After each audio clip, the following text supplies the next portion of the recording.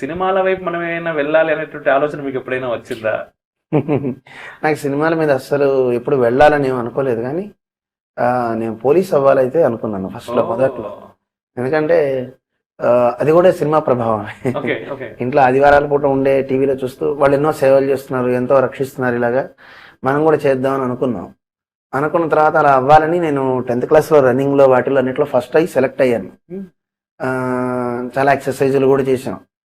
అయిన తర్వాత ఒకరోజు టీవీలో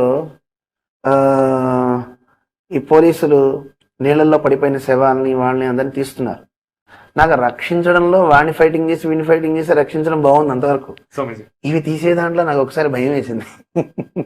ఎందుకంటే మనం గుళ్ళల్లో మంత్రాలు చదివేవాళ్ళం. అయ్యో ఈ శవం ఇవన్నీ ఏంటి అనే తెలియదు కదా, ఇప్పుడు చిన్న వయసు కదా. అనిపించింది అమ్మ బాబో ఇవన్నీ మనం చేయగలమా, వద్దులేద్దురు అని వెంటనే డైవర్ట్ అయిపోయాం. వెంటనే మనకి గుడి చాలే మనం అని. ఎందుకంటే ఆ నెత్తురు చూసినా అవి చూసినా హింసాత్మకమైనవి చూస్తే ఎప్పుడూ యుద్ధాలకు వెళ్ళి ఫైటింగ్సే మనం చేయం. ఎవరితోనూ వెళ్ళి ఏదో కాసేపు ఉండే కొన్ని ప్రభావాలు అలా మనకు అనిపించినా ఒక అతను చిన్న గుడి ఏదో పూజకని వెళ్తే ఆ గ్రామ దేవత పూజ చేస్తూ నన్ను ఒకసారి మీరు వచ్చి లక్ష్మీ పూజ చేసి వెళ్ళిపోండి అన్నాడు. అమ్మవారని చెప్తే సరే అని 10th క్లాస్లో ఉన్నప్పుడే లక్ష్మీ అమ్మవారి పూజ చేస్తే అతనికి ఏదో ఆవేశం వచ్చి ఒంటి మీదకి అమ్మవారు వచ్చిందని ఒక కోడిని నోటితో కొరికేశాడు.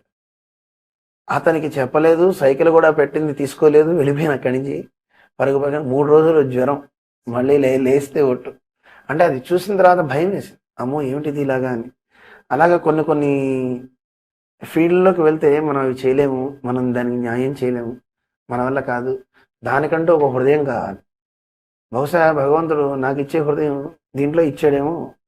అయితే నేను బాగా కథలు చెప్తానైతే నాకు బాగా తెలుసును. ఎందుకంటే మా ఇంటి పక్కన ఒక పిల్లవాడికి ఏదైనా కథ చెప్పరా స్టోరీ అన్నాడు.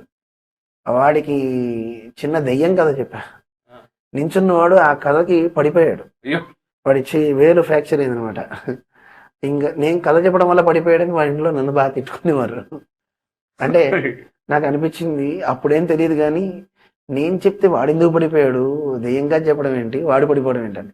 ఆ తర్వాత కొంచెం పెద్ద అయిన తర్వాత నాకు అనిపించింది బహుశా నేను కథలు చెప్తే ఎవరైనా పడిపోతారేమో, అదేదో అలా పడేసి ఫ్రాక్చర్ చేసేకంటే భగవత్ కథలు చెప్పి దేవుడి దగ్గర పడేస్తే కర్మలు ఫ్రాక్చర్ అయిపోతాయి కదా,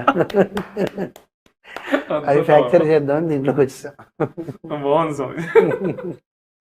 అమోఘంగా. చాలా చాలా చాలా